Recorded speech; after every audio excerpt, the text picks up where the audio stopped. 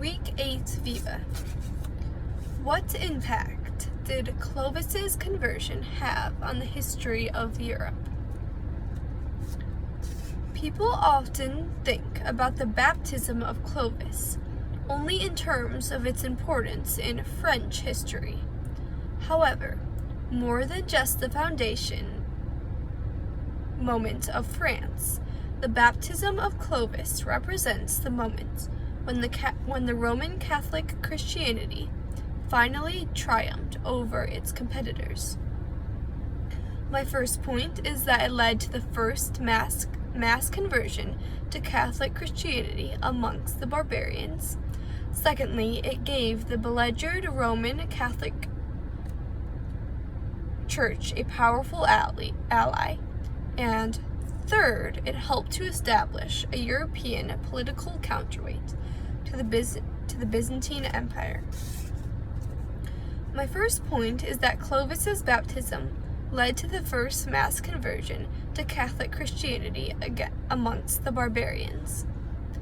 After the Roman Empire collapsed in the West, the leftover bits of Rome separated into little independent rump states.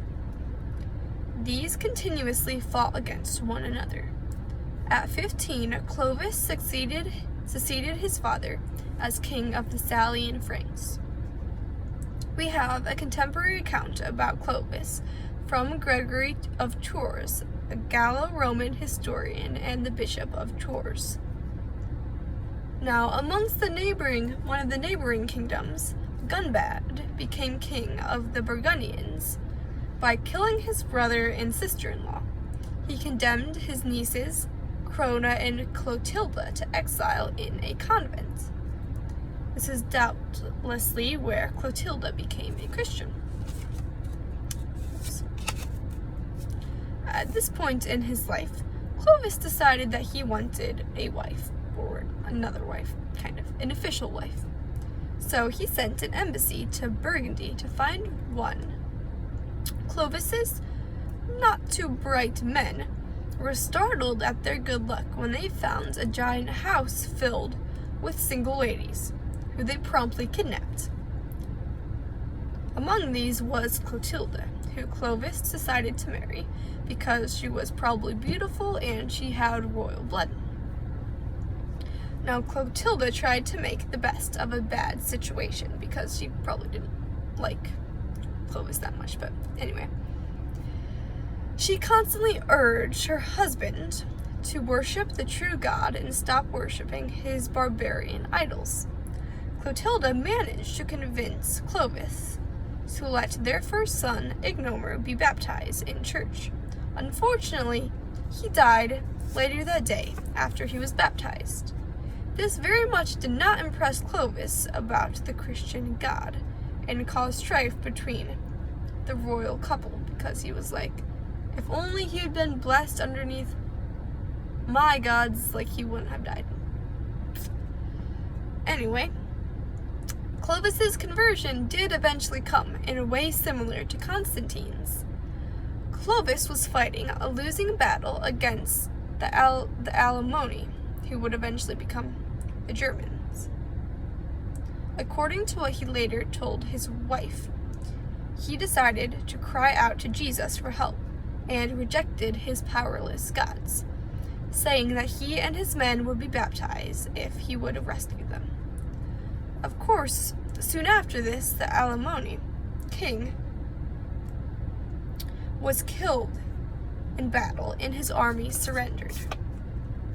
Shortly thereafter, Clovis was baptized in the name of the Father and the Son and the Holy Spirit, and according to Gregory of Tours, quote, of his army more than 3,000 were baptized. Thus, this was the first mass conversion among the barbarians. My second point is that Clovis's conversion gave the beleaguered Roman Catholic Christians a powerful ally. In the 500s, the Arian heresy had come to dominate nearly all of the former Western Roman Empire. The appearance of a major nation that affirmed an Orthodox Christianity brought hope for the struggling Catholic Church. Even after Arianism was condemned at the Council of Nicaea Arianism resurged as many missionaries spread it to the invading barbarian nations.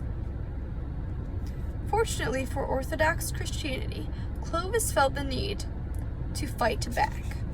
According to Gregory of Tours, Clovis said to his people, quote, "I take it very hard that these Arians hold part of Gaul. Let us go with God's help and conquer them." Unquote. So Clovis began a holy war against the Arians, but he made many rules restricting the pillaging of the land. Much land was made sacred, belonging to one of the Franks' favorite saints, Martin.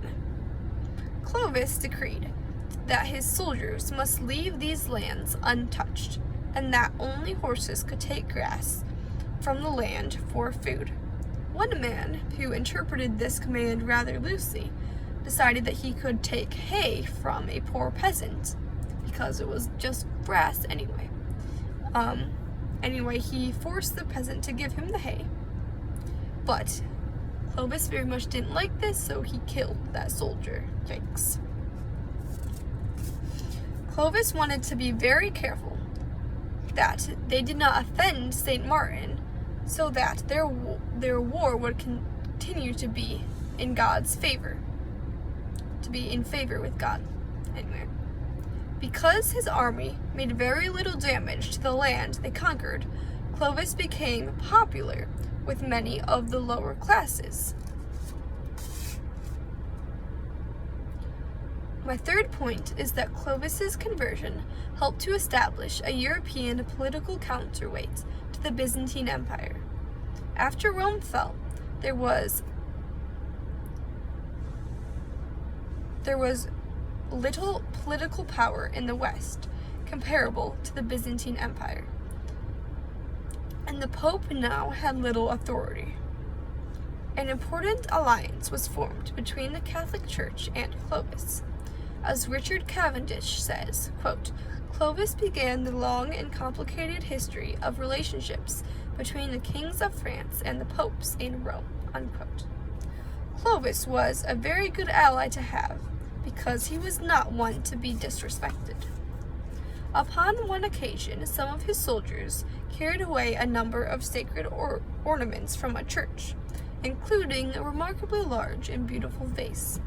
The bishop asked Clovis to return the vase, so Clovis talked with his men and asked that the vase would be his share of the booty, so that he could return it to the bishop.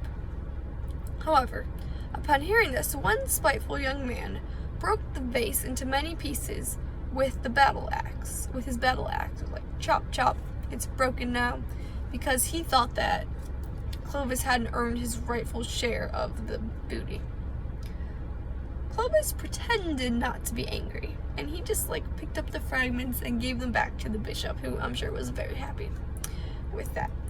And he seemed to not hold a grudge, but actually, 1 year later, when he summoned all his soldiers for a military inspection on the field of Mars, he was walking through the soldiers, and he came to the man who had broken the vase. He was like, "Wow, you're carrying your arms, your weapons, very sloppily." And so he knocked the dude's axe out of his hands. He went down to reach down and pick it up, and then Clovis promptly struck off his head, and it was like, "So you have done with the vase." And yeah, his head was off his body now. Oops. Anyway, such a powerful ruler as Clovis gave the Catholic Church a sense of security, and both parties helped each other rise in power. So much so that at one point the Byzantine Empire made an effort to co-opt Clovis's expanding authority. But the power of the French Empire kept growing. Eventually, Charlemagne, or Charles the Great, was crowned Holy Emperor, Holy Roman Empire, by the Pope. In conclusion, although we often think of Clovis's baptism only as it pertains to French history, however, the baptism of Clovis represents the moment when Roman Catholic Christianity finally triumphed over its competitors. First, it led to the first mass conversion amongst the barbarians. Second, it gave Roman Catholic Christians a powerful ally. And third, it helped establish a European counterweight to the Byzantine Empire. Thank you.